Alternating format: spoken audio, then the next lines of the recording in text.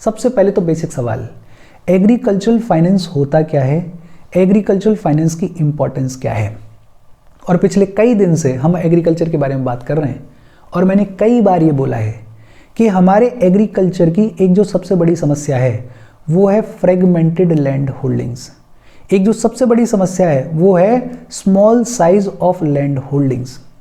हमारे कंट्री में ज़्यादातर जो फार्मर्स हैं वो या तो स्मॉल फार्मर्स हैं या मार्जिनल फार्मर्स हैं।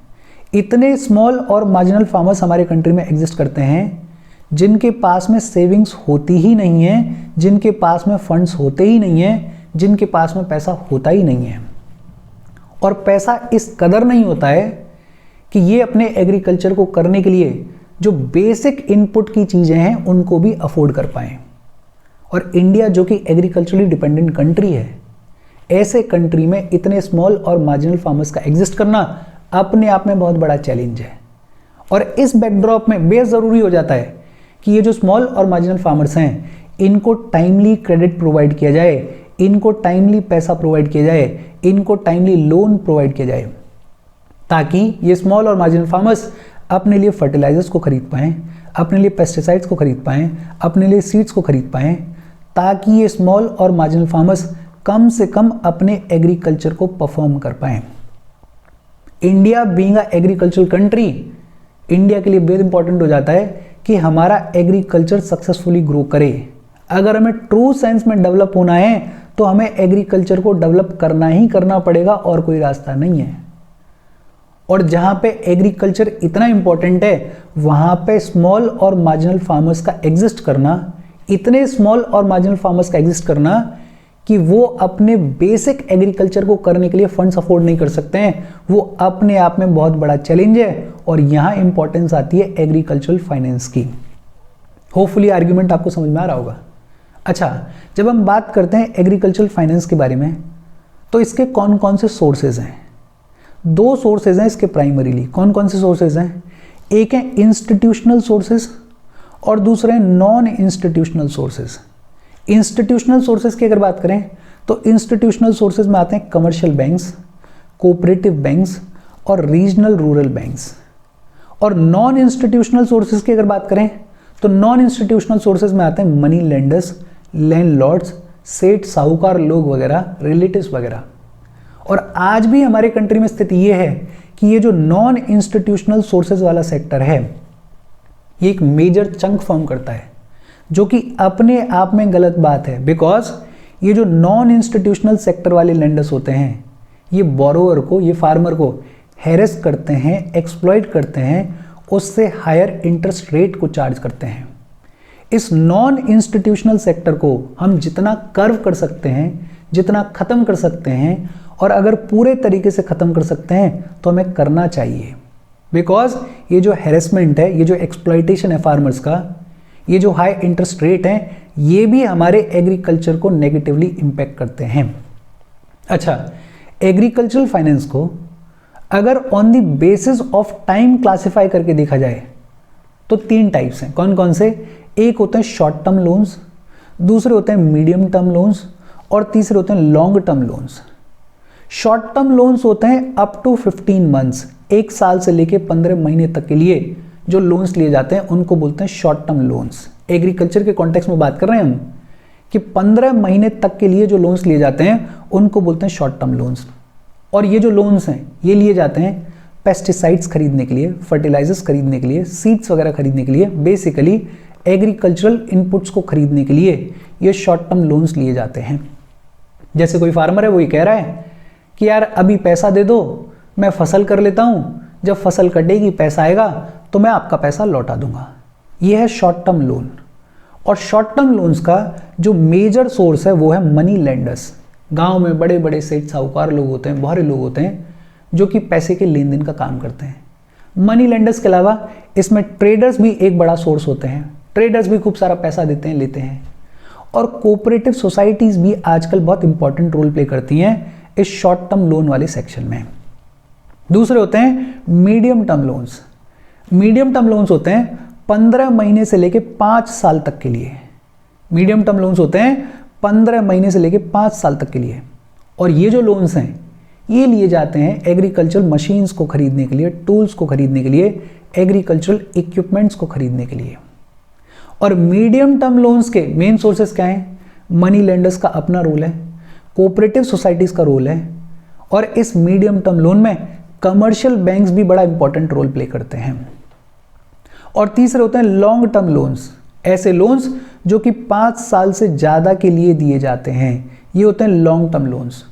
और लॉन्ग टर्म लोन्स लिए जाते हैं for long term structural changes. कोई फार्मर है, वो पूरे तरीके से अपने एग्रीकल्चर में स्ट्रक्चरल चेंजेस को करना चाहता है, जैसे मॉडर्न टेक्नोलॉजीज को अडॉप्ट करना चाहता है, जो मॉडर्न मशीनरी है उसको अडॉप्ट करना चाहता है, तो उसमें ज़्यादा पैसा लगेगा। तो ये जो ज़्यादा पैसा लगेगा ये कहाँ से आएगा? ये आएगा लॉन्ग टर्म लोन्स के थ्रू। और यहाँ पे जो प्राइमरी सोर्स है वो है primary cooperative agriculture and rural development banks. आपको एक चीज़ और दिख रही होगी कि जैसे जैसे लोन का ड्यूरेशन बढ़ता जाता है उतना ज़्यादा सेक्टर फॉर्मलाइज होता जाता है। और जब बात होती है शॉर्ट टर्म लोन्स के बारे में तो मनी लेंडर्स और ट्रेडर जो हैं वो बड़ा इंपॉर्टेंट रोल प्ले करते हैं छोटे छोटे गांव खेड़ों में।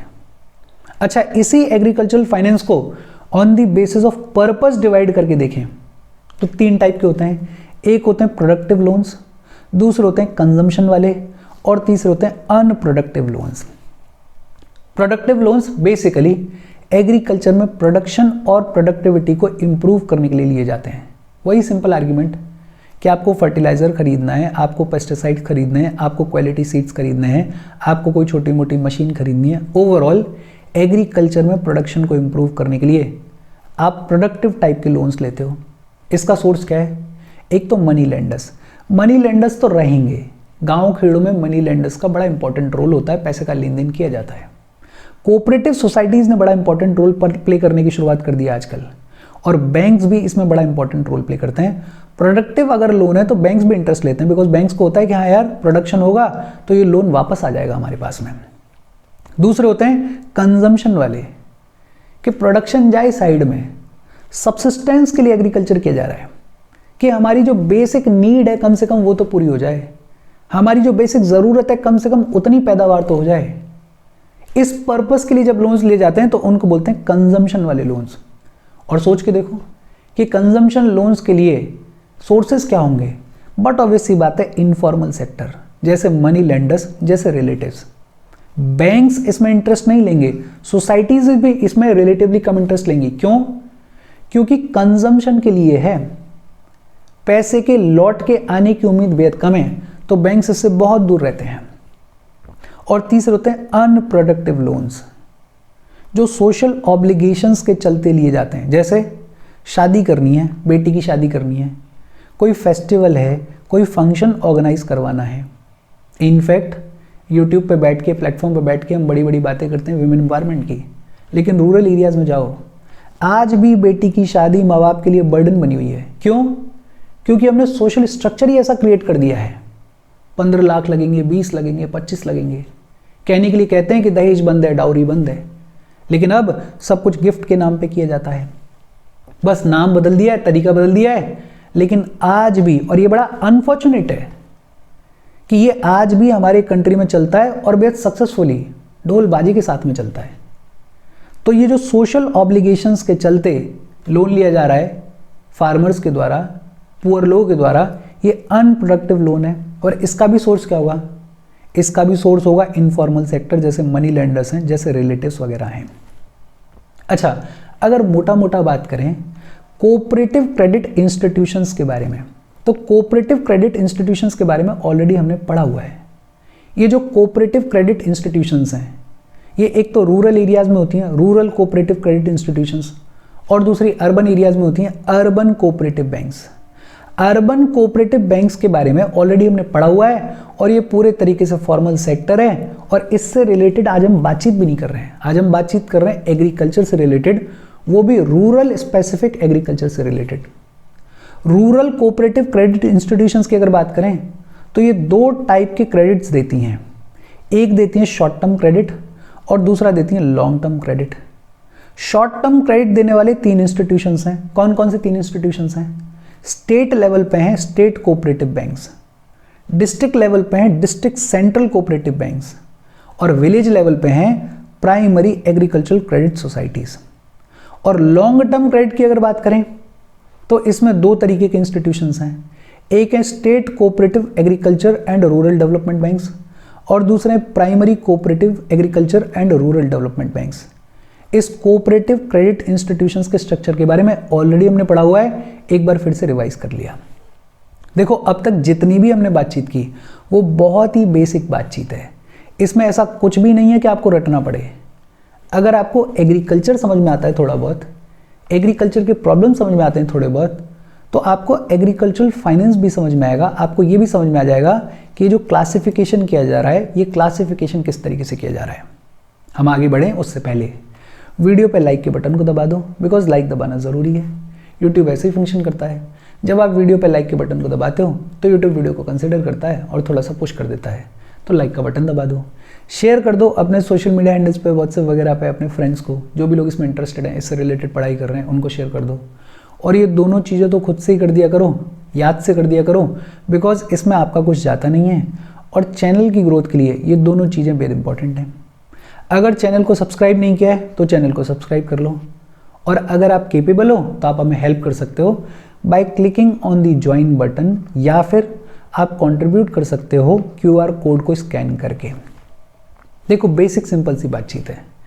अब बात आती है नाबार्ड के रोल के बारे में।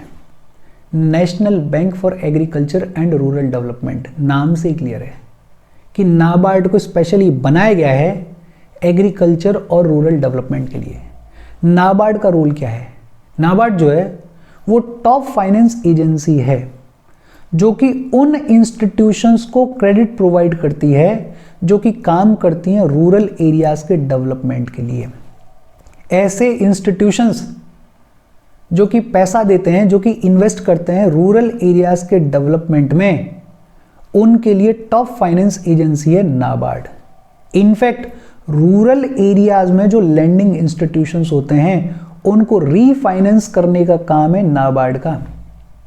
रूरल एरियाज में जो लैंडिंग इंस्टीट्यूशंस होते हैं, रूरल एरियाज में जो पैसा देने का काम करते हैं इंस्टीट्यूशंस, उनको रीफाइनेंस करने का काम है नाबार्ड का। जैसे state cooperative agriculture and rural development banks, जैसे वो शेड्यूल्ड कमर्शियल बैंक्स जो कि रूरल एरियाज के डेवलपमेंट के लिए काम करते हैं, जैसे रीजनल रूरल बैंक्स, और जितने भी अदर इंस्टीट्यूशंस हैं जिनको RBI ने अप्रूव किया हुआ है।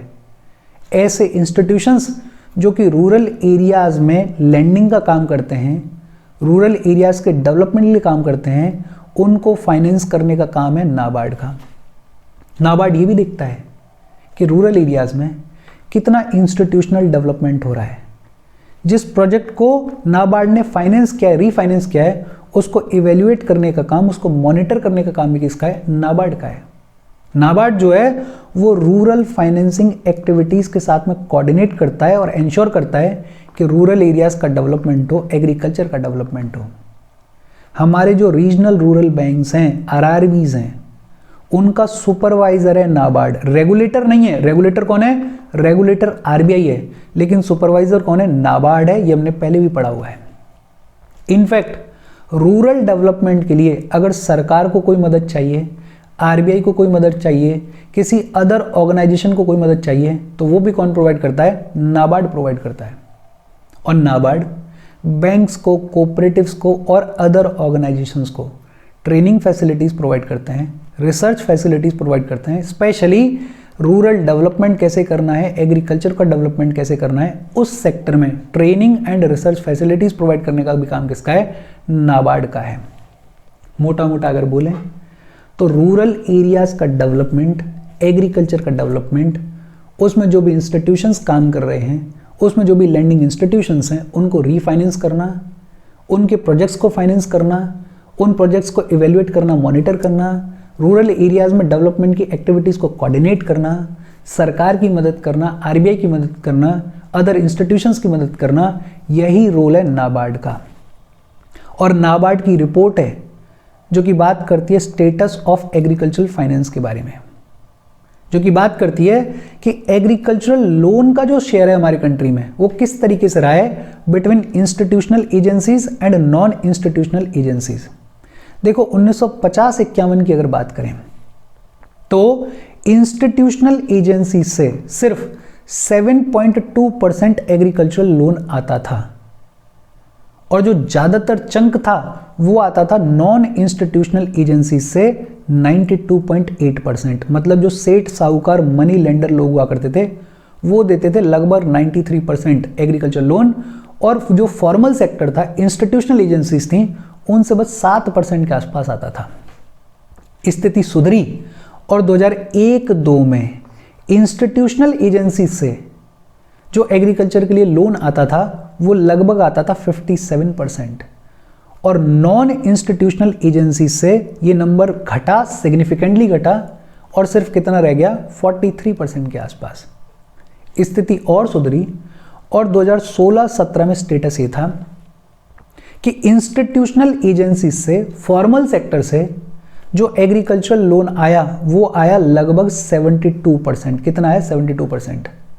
और नॉन इंस्टीट्यूशनल एजेंसी से, इनफॉर्मल सेक्टर से एग्रीकल्चर के लिए जो लोन आया वो आया सिर्फ 28%। मतलब ये बहुत अच्छी बात है, हम सिग्निफिकेंटली इंप्रूव कर रहे हैं, लेकिन अभी भी 28% आता है नॉन इंस्टीट्यूशनल एजेंसी से। और मैं पहले ही बोल चुका हूँ कि ये जो नॉन इंस्टीट्यूशनल एजेंसीज होती हैं, जैसे मनी लेंडर्स हैं, जैसे सेठ साहूकार लोग हैं, ये बोरोवर को, ये फार्मर को हैरेस करते हैं, एक्सप्लॉइट करते हैं, हाई इंटरेस्ट रेट चार्ज करते हैं। इसको हमें पूरे तरीके से ख़त्म करने की ज़रूरत है। जितना हम इसको कर्व करेंगे उतना बेहतर होगा हमारे फार्मर के लिए, उतना बेहतर होगा हमारे एग्रीकल्चर के लिए। तो अभी भी चैलेंज तो है, लेकिन बहुत सिग्निफिकेंट इंप्रूवमेंट है। तो इंस्टीट्यूशनल एजेंसी से जो लोन मिल रहा है, जो फाइनेंसिंग हो रही है एग्रीकल्चर के लिए, वो over the period of time constantly increase हुई है। अच्छा, एग्रीकल्चरल लोन्स की अगर बात करें तो सबसे ज़्यादा एग्रीकल्चरल लोन्स कहाँ से आते हैं? शेड्यूल्ड कमर्शियल बैंक से आते हैं। कहाँ से आते हैं? शेड्यूल्ड कमर्शियल बैंक से आते हैं। ये बेसिक चीज़ें आपके दिमाग में रहनी चाहिए। अब सवाल आता है कि सरकार ने क्या क्या इनिशिएटिव्स लिए हैं, सरकार ने क्या क्या स्टेप्स लिए हैं एग्रीकल्चरल क्रेडिट को प्रमोट करने के लिए। एक तो सरकार ने नो फ्रिल अकाउंट्स की शुरुआत कर दी। ऐसे बैंक अकाउंट्स जो कि मिनिमम या फिर निल बैलेंस पे खोले जा सकते हैं बेसिक बैंकिंग को परफॉर्म करने के लिए, उनको बोलते हैं फ्रिल अकाउंट्स। तो नो फ्रिल अकाउंट्स की शुरुआत कर दी कि आप जीरो बैलेंस पे भी अपना अकाउंट खोल सकते हो और बैंकिंग सर्विसेज को अवेल कर सकते हो। ये अपने आप में बहुत सिग्निफिकेंट स्टेप था, बिकॉज गांव में जिस फार्मर के पास में अपने एग्रीकल्चर को करने के लिए पैसा नहीं है, वो कहाँ से 2,000 रुपये 4,000 रुपये जमा करवा के रखेगा अपने बैंक अकाउंट में उसको खुलवाने के लिए। तो नो फ्रिल अकाउंट्स ने बड़ा इंपॉर्टेंट रोल प्ले किया। दूसरा, सरकार एक्टिवली काम कर रही है माइक्रो फाइनेंस इंस्टीट्यूशंस को प्रमोट करने के लिए। और ये जो माइक्रो फाइनेंस इंस्टीट्यूशंस होते हैं, ये गरीबों को, ये फार्मर्स को विदाउट कोलेट्रल माइक्रो और स्मॉल लोन्स देने का काम करते हैं। इसके बारे में ऑलरेडी हमने बातचीत की हुई है। बड़ा मेजर स्टेप था किसान क्रेडिट कार्ड। किसान क्रेडिट कार्ड को कब लॉन्च किया गया? 1998 में लॉन्च किया गया। किसने लॉन्च किया? नाबार्ड ने इसको लॉन्च किया। और इस किसान क्रेडिट कार्ड के थ्रू फार्मर्स को short term formal credit provide किया जाता है। प्रोसेस है, उस प्रोसेस को भी ईजी किया गया है। जो इंटरेस्ट रेट चार्ज किया जाता है वो भी कम चार्ज किया जाता है। तो इसमें फार्मर्स के लिए फ़ायदा दिया गया। और ये जो KCC है, किसान क्रेडिट कार्ड है, इसको इम्प्लीमेंट करते हैं कमर्शियल बैंक्स, इसको इम्प्लीमेंट करते हैं RRBs, इसको इम्प्लीमेंट करते हैं कोऑपरेटिव्स। एलिजिबल कौन है? सभी फार्मर्स एलिजिबल हैं, सभी टेनेंट फार्मर्स एलिजिबल हैं, सभी ओरल लीज वाले लोग जो हैं वो एलिजिबल हैं। ओरल लीज क्या होते हैं? ऐसे फार्मर्स जिनके पास में अपनी ज़मीन नहीं होती है, किसी और की ज़मीन पर काम कर रहे होते हैं, वो भी इसमें एलिजिबल हैं। शेयर क्रॉपर्स भी एलिजिबल हैं। और जो फार्मर्स के सेल्फ हेल्प ग्रुप्स हैं वो भी एलिजिबल हैं किसान क्रेडिट कार्ड के लिए। फिशरीज को, एनिमल हस्बेंड्री को भी इंक्लूड कर लिया गया है। किसान क्रेडिट कार्ड बनवाने के लिए आपकी उम्र 18 से 75 के बीच में होनी चाहिए। 18 से लेकर 75 के बीच में अगर आपकी उम्र है तो आप किसान क्रेडिट कार्ड को बनवा सकते हो। किसान क्रेडिट कार्ड की एक बार में वैलिडिटी कितनी होती है? 5 साल की वैलिडिटी होती है। RBI ने अभी रिसेंटली दिसंबर 2024 में इस KCC के तहत जो कोलेट्रल फ्री लोन दिया जाता था उसकी लिमिट को बढ़ाया है। पहले लिमिट थी 1.6 लाख, अब कितना कर दिया है 2 लाख, मतलब 2 लाख रुपए तक केसीसी के तहत आप कोलेट्रल फ्री लोन ले सकते हो। बिना कोई कोलेट्रल दिए, बिना किसी चीज को गिरवी रखे आप लोन ले सकते हो 2 लाख रुपए तक। तो ये हमें पता ही है। अभी रिसेंटली यूनियन बजट में जो लोन लिमिट है उसको इंक्रीज किया गया 5 लाख तक। जो इंटरेस्ट सबवेंशन वाली स्कीम है, इंटरेस्ट सबवेंशन वाली जो स्कीम है, मतलब कम दर पे जो लोन मिलता है, पहले उसकी लिमिट थी 3 लाख रुपए तक, अब कितनी कर दी है 5 लाख रुपए तक कर दी है। कोलेट्रल फ्री ले सकते हो आप 2 लाख रुपए तक, और जो सस्ती दर पे लोन मिल सकता है वो मिल सकता है 5 लाख रुपए तक। टोटल कितने केसीसी अकाउंट्स एक्टिव हैं? 7.75 करोड़ टोटल केसीसी अकाउंट्स हमारे कंट्री में एक्टिव हैं। ये यूनियन बजट का डेटा है, इसके बारे में ऑलरेडी हमने बात की हुई है। इनफैक्ट केसीसी के तहत जो भी नोटिफाइड क्रॉप्स हैं और कुछ नोटिफाइड एरियाज हैं, उनको क्रॉप इंश्योरेंस के लिए भी कवर किया जाता है। क्रॉप इंश्योरेंस भी प्रोवाइड किया जाता है, और अगर फार्मर चाहे तो पर्सनल एक्सीडेंट इंश्योरेंस भी प्रोवाइड किया जाता है इस केसीसी के तहत। किसान क्रेडिट कार्ड ने बड़ा रिवॉल्यूशनरी काम किया है फार्मिंग के लिए, एग्रीकल्चर के लिए, खासकर स्मॉल और मार्जिनल फार्मर्स के लिए, उनके क्रेडिट अवेलेबिलिटी के लिए। तो केसीसी अपने आप में इंपॉर्टेंट है, और ये दोनों तीनों चीज़ें तो अभी रिसेंटली की गई हैं कि आरबीआई ने केसीसी के तहत कोलेट्रल फ्री लोन की जो लिमिट है उसको बढ़ा दिया है, और कितना कर दिया है 2 लाख तक कर दिया है। जो सस्ते दर पर लोन मिलता है उसकी लिमिट को बढ़ा के कितना कर दिया है 3 से 5 कर दिया है। और आज की डेट में हमारे यहाँ पे कितने एक्टिव केसीसी अकाउंट्स हैं? 7.75 करोड़ एक्टिव केसीसी अकाउंट्स हैं। अब सवाल एक ये भी आता है कि सरकार ने डिजिटल एग्रीकल्चर को प्रमोट करने के लिए क्या क्या स्टेप्स लिए हैं। एक तो सरकार लेकर आई यूनिफाइड फार्मर सर्विस प्लेटफॉर्म।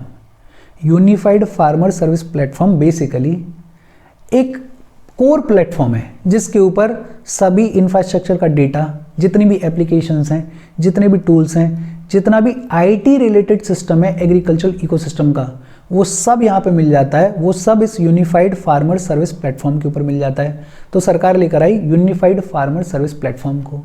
दूसरा, national e governance plan in agriculture. National e governance plan in agriculture को सरकार ने लॉन्च किया 2010-11 में। कब लॉन्च किया? 2010-11 में। सेंट्रली स्पॉन्सर्ड स्कीम है ये, सेंट्रली स्पॉन्सर्ड स्कीम है। किस लिए लाई गई? एग्रीकल्चर के सेक्टर में इंफॉर्मेशन एंड कम्युनिकेशन टेक्नोलॉजी को यूज करते हुए रैपिड डेवलपमेंट करना है, फार्मर्स को रेलेवेंट इंफॉर्मेशन प्रोवाइड करनी है, बेसिकली एग्रीकल्चर का डिजिटलाइजेशन करना है ताकि फार्मर्स को एडुकेट और टाइमली डेटा मिल सके, जानकारी मिल सके, इंफॉर्मेशन मिल सके। उसके लिए काम करता है national e governance plan in agriculture. Digital agriculture mission को लॉन्च किया गया 2021 से लेकर 2025 के पीरियड के लिए। डिजिटल एग्रीकल्चर मिशन को लॉन्च किया गया, और इसका काम क्या है? ये एग्रीकल्चर में जो मॉडर्न टेक्नोलॉजीज हैं उनको यूज़ करता है, उनको इंटीग्रेट करता है, जैसे आर्टिफिशियल इंटेलिजेंस, जैसे ब्लॉकचेन रिमोट सेंसिंग, जैसे ड्रोन्स, जैसे रोबोट्स, जैसे जीआईएस टेक्नोलॉजी। जो मॉडर्न टेक्नोलॉजीज हैं उनको इंटीग्रेट किया जाता है एग्रीकल्चर के साथ में in this digital agriculture mission. फिर एक है AgriStack. AgriStack is a collection of technology based interventions in agriculture. Agriculture में जो भी टेक्नोलॉजी बेस्ड इंटरवेंशंस हो सकते हैं उन सब के लिए एक यूनिफाइड प्लेटफॉर्म के तौर पे क्रिएट किया गया है इस एग्रीस्टैक को, ताकि end to end services provide की जा सकें अक्रॉस एग्रीकल्चर फूड चेन। तो ये भी एक तरीके से वही है कि यूनिफाइड प्लेटफॉर्म है जहाँ पे एग्रीकल्चर से रिलेटेड जितनी भी टेक्नोलॉजीज हैं उन सबको कलेक्ट किया जाएगा, उन सबको एक प्लेटफॉर्म पे लाया जाएगा। देखो एक बार फिर से देख लेते हैं। एक तो सरकार ने यूनिफाइड फार्मर सर्विस प्लेटफॉर्म को लॉन्च किया। जो एग्रीकल्चर से रिलेटेड मॉडर्न आईटी टूल्स हैं उन सब टूल्स के लिए एक कोर प्लेटफॉर्म है यूनिफाइड फार्मर सर्विस प्लेटफॉर्म। दूसरा, 2010-11 में सरकार लेकर आई national e governance plan in agriculture. Information and communication technology को यूज करते हुए एग्रीकल्चर का डेवलपमेंट करना है, एग्रीकल्चर में टेक्नोलॉजी को इन्वॉल्व करना है, वो एम है national e governance plan in agriculture का। फिर 2021 से लेकर 2025 के पीरियड के लिए लाया गया डिजिटल एग्रीकल्चर मिशन को, और ये इंपॉर्टेंट है डिजिटल एग्रीकल्चर मिशन। इसका काम क्या है कि जो मॉडर्न टेक्नोलॉजीज हैं उनको एग्रीकल्चर के साथ में इंटीग्रेट करना है। और फिर एग्रीस्टैक। एग्रीस्टैक क्या है कि एग्रीकल्चर में जो भी टेक्नोलॉजी बेस्ड इंटरवेंशंस हो सकते हैं उन सब को लेके आओ एक प्लेटफॉर्म पे, उसको बुलाया जा रहा है एग्रीस्टैक। अब सवाल आता है कि ये जो हमारा एग्रीकल्चरल क्रेडिट सेक्टर है इसके चैलेंजेस क्या हैं।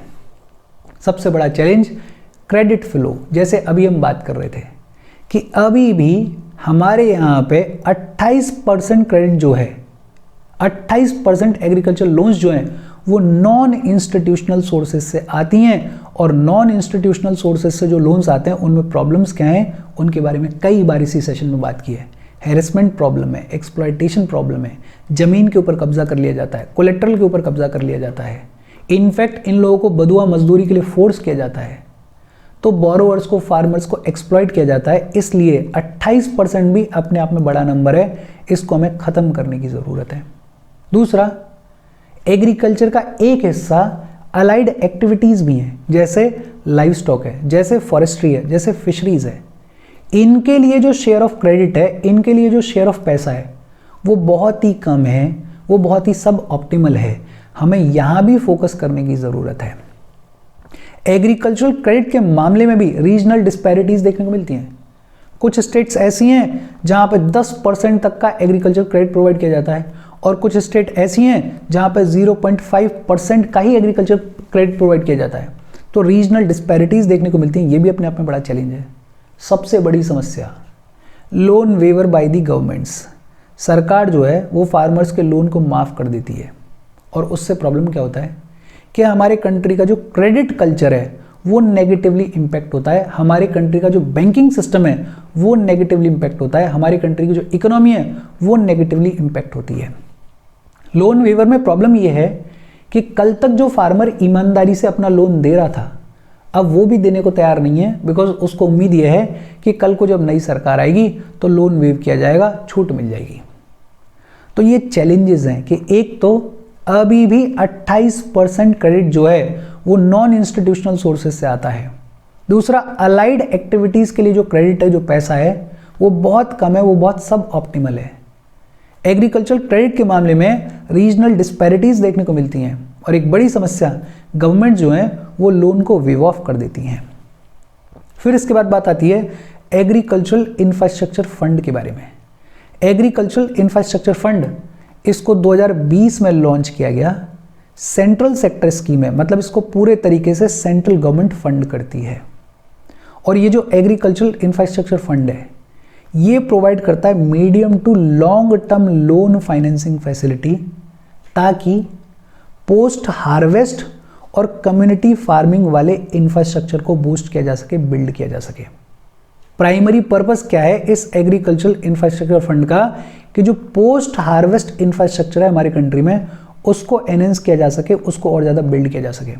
ट्रांसपोर्ट के नेटवर्क्स, मार्केट्स, मंडीज़, ये जितना भी कोल्ड स्टोरेज चेन्स, ये जितना भी पोस्ट हार्वेस्ट का इंफ्रास्ट्रक्चर है इसको बूस्ट करने के लिए 2020 में सेंट्रल सेक्टर स्कीम के तौर पर लॉन्च किया गया एग्रीकल्चरल इंफ्रास्ट्रक्चर फंड को। अच्छा, इसके तहत इंटरेस्ट सबवेंशन भी मिलता है 3% on loans up to 2 crore और मैक्सिमम 7 साल के लिए मिलता है।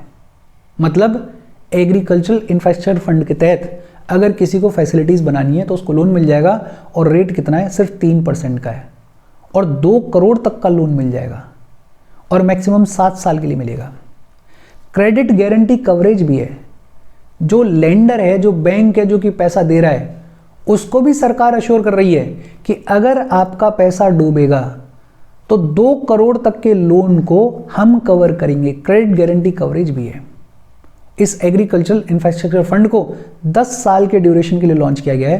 2020-21 से लेके 2029-30 तक के ड्यूरेशन के लिए लॉन्च किया गया है। बहुत सिंपल सी बातचीत है। देखो एक बार फिर से देख लेते हैं, हालांकि इसमें एज सच रिवीजन वाला कुछ है नहीं। रोल ऑफ नाबार्ड ये आपको समझ में आना चाहिए। रोल ऑफ नाबार्ड वही है कि रूरल डेवलपमेंट को इंश्योर करना है, एग्रीकल्चर के डेवलपमेंट को इंश्योर करना है। नाबार्ड उन इंस्टीट्यूशंस को फंड कर रहा है, फाइनेंस कर रहा है जो कि रूरल डेवलपमेंट के लिए काम कर रहे हैं, जो कि रूरल एरियाज में लैंडिंग का काम कर रहे हैं। सरकार की मदद करता है, आरबीआई की मदद करता है, अदर ऑर्गेनाइजेशंस की मदद करता है। रूरल एरियाज में जितने भी इंस्टीट्यूशनल डेवलपमेंट के काम हो रहे हैं, जितने भी प्रोजेक्ट्स चल रहे हैं, उनको इवेल्युएट करता है, उनको मॉनिटर करता है। तो मोटा मोटा काम क्या है नाबार्ड का कि हमें रूरल डेवलपमेंट को एंश्योर करना है, हमें एग्रीकल्चर के डेवलपमेंट को एंश्योर करना है। ये डेटा इंपॉर्टेंट है, थोड़ा सा कहीं कोट करोगे तो अच्छा लगेगा, सुंदर लगेगा। डेटा क्या कह रहा है कि over the period of time ये जो इंस्टीट्यूशनल एजेंसीज के थ्रू, फॉर्मल एजेंसीज के थ्रू एग्रीकल्चर को लोन दिया जाता था वो सिग्निफिकेंटली इंक्रीज हुआ है। 2016-17 में स्थिति क्या थी, 72% एग्रीकल्चर लोन जो है वो इंस्टीट्यूशनल एजेंसी से आया और सिर्फ 28% जो है वो नॉन इंस्टीट्यूशनल एजेंसी से आया। लेकिन इसको भी और घटाने की ज़रूरत है और इम्प्रूवमेंट करने की ज़रूरत है। ज़्यादातर जो एग्रीकल्चरल लोन हैं वो कौन प्रोवाइड करते हैं, शेड्यूल्ड कमर्शियल बैंक्स प्रोवाइड करते हैं। इसमें कोई दिक्कत नहीं होनी चाहिए। गवर्नमेंट ने क्या क्या इनिशिएटिव्स लिए हैं एग्रीकल्चर क्रेडिट को प्रमोट करने के लिए। एक तो नो फ्रिल अकाउंट्स को अलाउ कर दिया गया है, नील बैलेंस वाले बैंक अकाउंट्स को खोलने की परमिशन दे दी गई है ताकि फार्मर भी कम से कम बेसिक बैंकिंग की सुविधाओं की, फैसिलिटीज़ की मजा ले सके, उनका जो भी एडवांटेज है उस एडवांटेज को ले सके। माइक्रो फाइनेंस इंस्टीट्यूशंस को प्रमोट किया जा रहा है। किसान क्रेडिट कार्ड जो कि अपने आप में बड़ा सिग्निफिकेंट है, उसको लॉन्च किया था नाबार्ड ने 1998 में और इसके तहत फार्मर्स को शॉर्ट टर्म के लिए फॉर्मल क्रेडिट मिलता है, सस्ते दर पे मिलता है। इंपॉर्टेंट क्या है इसमें कि आरबीआई ने कोलेट्रल फ्री लोन की जो लिमिट है उसको बढ़ा के कितना कर दिया, 2 लाख कर दिया है। और जो सस्ते दर पे लोन मिलता है उसकी लिमिट को बढ़ा के कितना कर दिया, 5 लाख कर दिया है। केसीसी अकाउंट्स कितने, 7.75 करोड़ हैं। डिजिटल एग्रीकल्चर को प्रमोट करने के लिए सरकार लेकर आई यूनिफाइड फार्मर सर्विस प्लेटफॉर्म, जो कि एक कोर प्लेटफॉर्म है एग्रीकल्चर रिलेटेड आईटी इंफ्रास्ट्रक्चर के लिए। सरकार लेकर आई national e governance plan agriculture 2010-11 में, जो कि ये इंश्योर करता है कि इंफॉर्मेशन एंड कम्युनिकेशन टेक्नोलॉजी को साथ में लेते हुए एग्रीकल्चर का रैपिड डेवलपमेंट किया जाए। 2021 से लेकर 2025 के पीरियड के लिए डिजिटल एग्रीकल्चर मिशन को लॉन्च किया गया। और डिजिटल एग्रीकल्चर मिशन का एम क्या है कि जो भी मॉडर्न टेक्नोलॉजीज हैं उनको एग्रीकल्चर के साथ में इंटीग्रेट करना है। फिर सरकार लेकर आई एग्रीस्टेक, जो कि टेक्नोलॉजी बेस्ड प्लेटफॉर्म है जहां पे एग्रीकल्चर को इंप्रूव करने के लिए जो भी टेक्नोलॉजी बेस्ड इंटरवेंशंस आ रहे हैं उन सबका एक जगह पे कलेक्शन किया जा रहा है। चैलेंजेस क्या हैं एग्रीकल्चर क्रेडिट सिस्टम के, अभी भी 28% क्रेडिट फ्लो जो है वो नॉन इंस्टीट्यूशनल सोर्सेज से आता है। अलाइड एक्टिविटीज़ के लिए जो पैसा है वो बेहद कम है, वो बहुत कम अवेलेबल है। रीजनल डिस्पैरिटीज़ देखने को मिलती हैं और सरकार लोन वेवर कर देती है, वो अपने आप में बहुत बड़ा प्रॉब्लम है। फिर हमने बात की एग्रीकल्चरल इंफ्रास्ट्रक्चर फंड के बारे में। 2020 में इसको लॉन्च किया गया, सेंट्रल सेक्टर स्कीम के तौर पर लॉन्च किया गया। और इसका एम क्या है, पोस्ट हार्वेस्ट इंफ्रास्ट्रक्चर को बूस्ट करना है, उसको हमें बिल्ड करना है। अब बात आती है एग्रीकल्चर में एफडीआई की सिचुएशन क्या है। देखो, एक तो ये जो फॉरेन डायरेक्ट इन्वेस्टमेंट आता है ये आता है ऑटोमेटिक रूट के थ्रू। ऑटोमेटिक रूट के थ्रू आता है, इसका मतलब क्या है कि बहुत सारी ऐसी एक्टिविटीज़ हैं जिनमें अगर एफडीआई को लेकर आना है, फॉरेन डायरेक्ट इन्वेस्टमेंट करना है, तो उसके लिए गवर्नमेंट और आरबीआई के अप्रूवल की ज़रूरत नहीं है। और एफईएमए रेगुलेशंस में बताया हुआ है कि वो कौन सी एक्टिविटीज़ हैं जिनमें एफडीआई ऑटोमेटिक रूट के थ्रू आ सकती है। और दूसरा होता है गवर्नमेंट रूट, ऐसी एक्टिविटीज़ जिनमें अगर आपको एफडीआई लेकर आनी है तो आपको पहले गवर्नमेंट से अप्रूवल लेना ही लेना पड़ेगा। ऑटोमेटिक रूट में गवर्नमेंट और आरबीआई से अप्रूवल नहीं लेना पड़ता है, और गवर्नमेंट रूट में आपको पहले गवर्नमेंट से अप्रूवल लेना पड़ता है फॉरेन इन्वेस्टमेंट करने से पहले। लिस्ट दे रखी है पूरी, फ्लोरिकल्चर है, हॉर्टिकल्चर है, सीड्स डेवलपमेंट है, एनिमल हस्बेंड्री है, पिसीकल्चर है, एक्वाकल्चर है, और 5 ऐसी प्लांटेशन क्रॉप्स हैं। कौन कौन सी, coffee, rubber, cardamom, palm oil और ऑलिव ऑयल। इनमें 100% एफडीआई अलाउड है ऑटोमेटिक रूट के थ्रू। मतलब ये वो फील्ड्स हैं, ये वो एक्टिविटीज़ हैं जिनमें अगर किसी को इन्वेस्टमेंट करना है, एफडीआई लेकर आनी है, फॉरेन डायरेक्ट इन्वेस्टमेंट करना है, तो ऑटोमेटिकली कर सकते हो, गवर्नमेंट के आरबीआई के अप्रूवल की ज़रूरत नहीं है।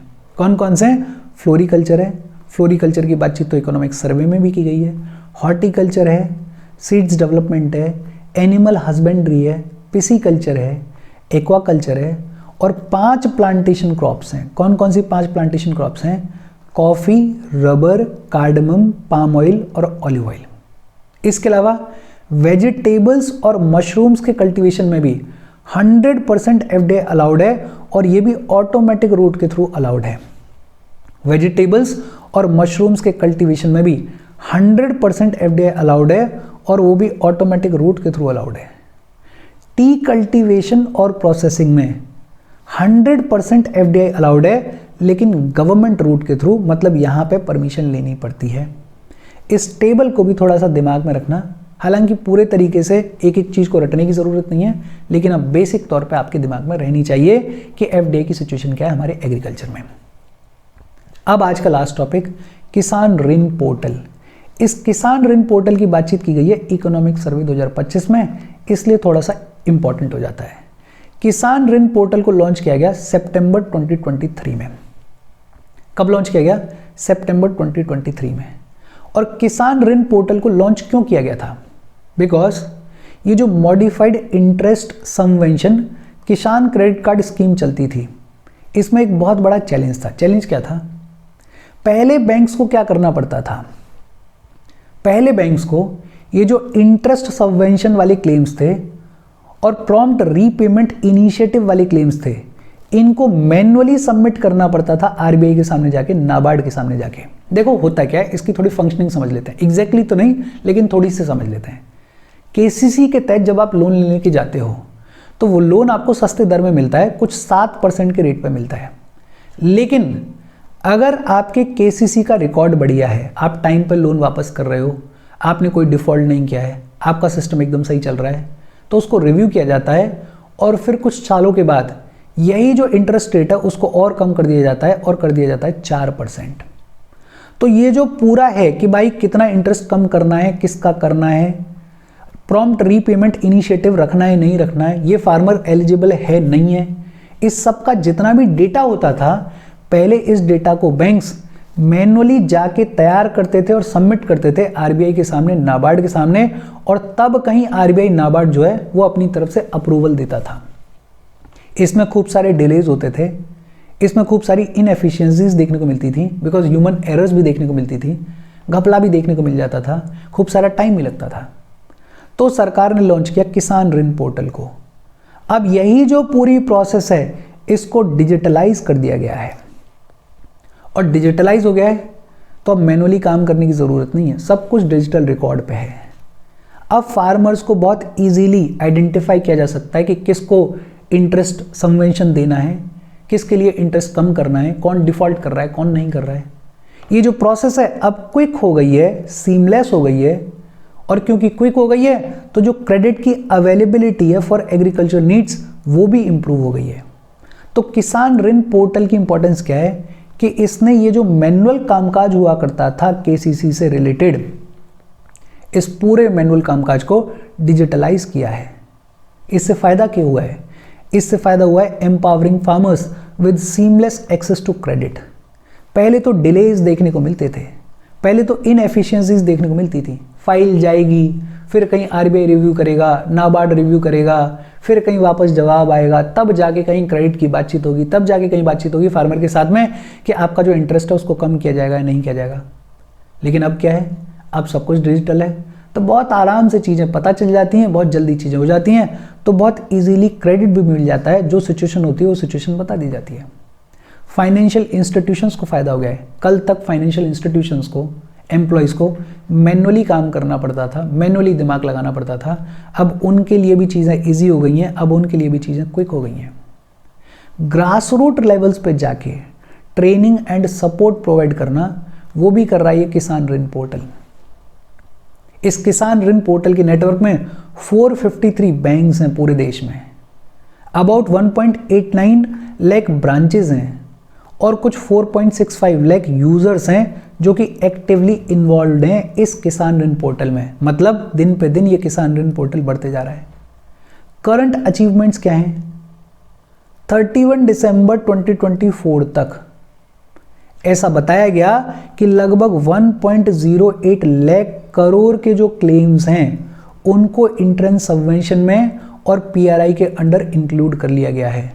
क्योंकि चीज़ें क्विक हो गई हैं तो अब फार्मर्स को मैप करना इजी हो गया है। लगभग 5.9 करोड़ फार्मर्स को मैप कर लिया गया है, देख लिया गया है कि वो डिफ़ॉल्ट कर रहे हैं नहीं कर रहे हैं, उनका जो केसीसी के ऊपर सिस्टम है, पेमेंट का सिस्टम है, रीपेमेंट का सिस्टम है, वो ठीक से चल रहा है नहीं चल रहा है। तो बड़ा सिग्निफिकेंट काम कर रहा है किसान ऋण पोर्टल। और इसके साथ आज की हमारी बातचीत खत्म हो गई।